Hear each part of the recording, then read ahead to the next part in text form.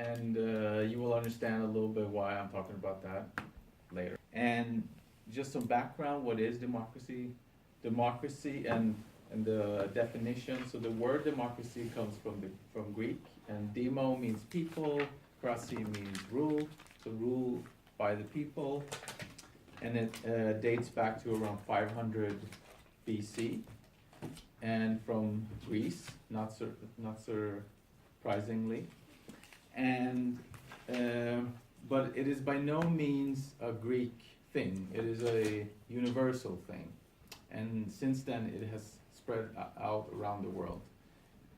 But back then it looked quite different than what we have today. For instance, in Sweden, the democracy there looked different. So for instance, it was only free men who could vote, so no women, and also no slaves, because they had slaves back then, and no foreigners who also was in the city, for instance, they could not vote. And it was also direct voting, so direct representation, meaning like a referendum, where it's an up or down vote on issues.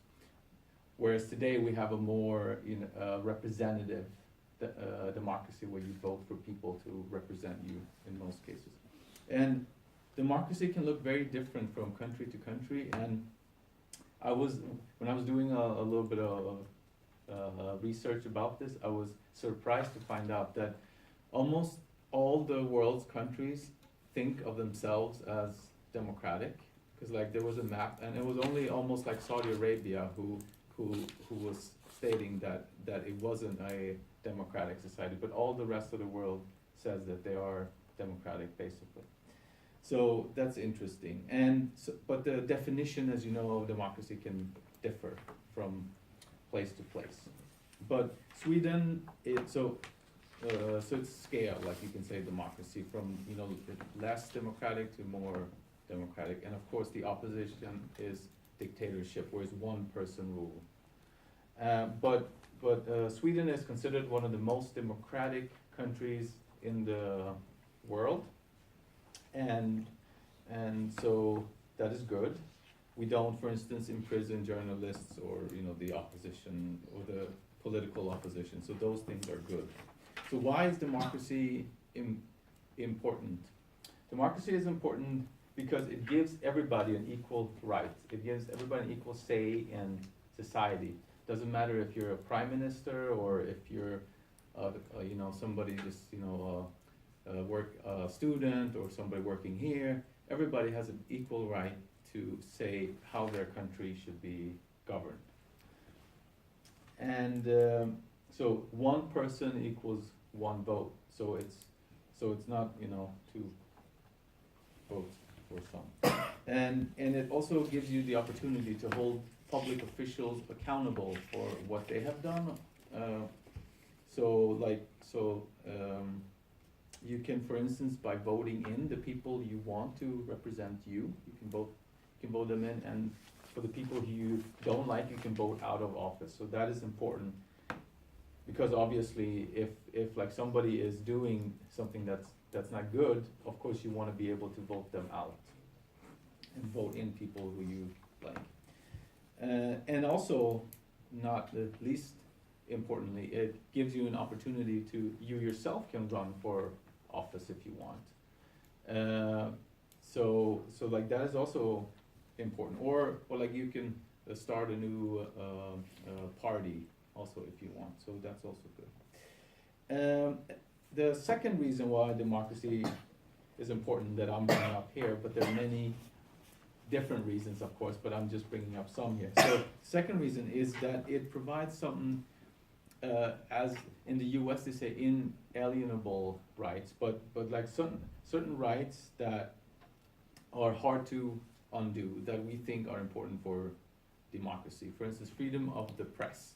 So the press can investigate and highlight wrongdoings that are going on in the world, and also help inform the public, so that the public stays informed, because that is important in a democracy, because you need to know what is going on in order to be able to vote in a good way.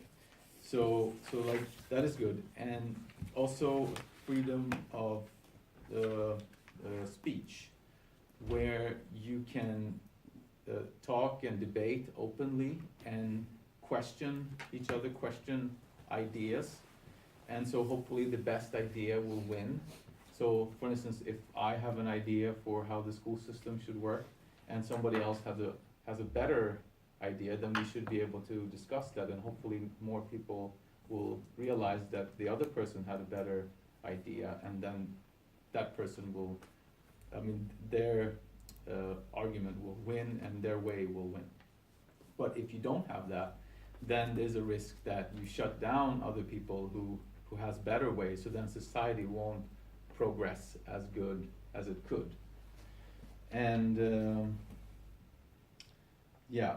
and also, for instance, it risks that bad ideas spread. For instance, as you saw in Nazi Germany, if for instance you have anti-Semitism and then you can't debate or discuss that, then of course that could spread out in society, as we saw there.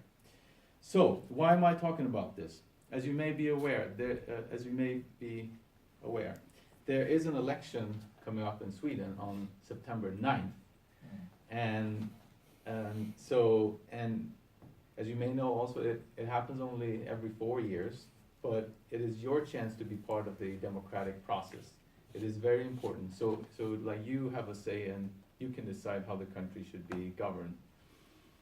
And also what you may not know is that even if you're not a Swedish citizen, but have lived here for 3 years in a row, you can vote in the local and regional elections.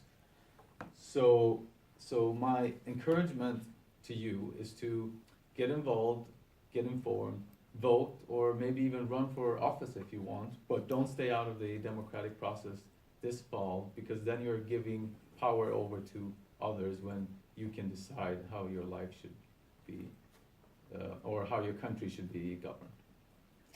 Thank you very much. Thank you, Tony.